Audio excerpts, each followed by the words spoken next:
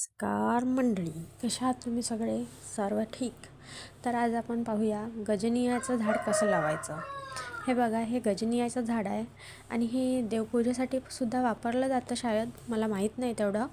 पण खूप सुंदर असं उन्हामध्ये ते खिलतात फुलं आणि खूप सुंदर असे दिसतात. माझ्याकडे गजनियाचे 2 झाडं आहेत. एक येलोमध्ये आहे आणि एक आहे ना पिंकमध्ये आहे.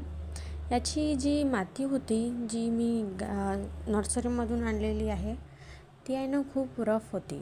त्यामुळे मला त्याला काढायला खूप त्रास गेलेला आहे, तुम्ही बघू शकता. यामुळे नाही का माझे नख वगैरे होते, ते म्हणजे नखामध्ये पूर्ण माती वगैरे गेलेली. बघा किती घट्ट आहे. मी याला रोज पाणी पण देत होती. नर्सरीतून आणल्यावर मी याला 2-3 दिवस शेडमध्ये ठेवलं आणि त्यानंतर याला कुंडीमध्ये लावत आहे. तसं तर मी सिमेंटच्याच कुंड्या वापरत आहे, कारण की प्लास्टिकच्या कुंड्यामध्ये मातीबरोबर म्हणजे पाणी पकडून ठेवतात प्लास्टिकच्या कुंड्यामध्ये, आणि ही सिमेंटच्या कुंड्यामध्ये पाणी सोकून घेतात. लवकर पाणी सोकल्यामुळं आपलं कसं झाड हे होणार नाही, खराब होणार नाही त्याच्यामुळं. बघा, मी पूर्ण माती टाकलेली आहे.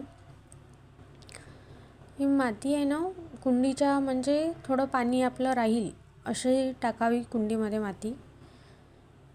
बघू शकता तुम्ही कशा प्रकारे मी टाकलेली आहे.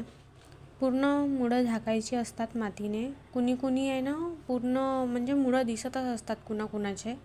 मी बघितलं खूप जण असे करतात, त्यामुळे तसं करू नका. ते झाड काही वाचणार नाही तसं केल्यामुळे. हे बघा, पूर्ण मुळं झाकतील अशी माती टाका आणि त्याच्यानंतर त्याला भरपूर असं पाणी द्या. त्यामुळे झाडाची खूप छान ग्रोथ होईल आणि वेळोवेळी शेणखत टाकत राहा, त्यामुळे झाड छान ग्रोथ करेल.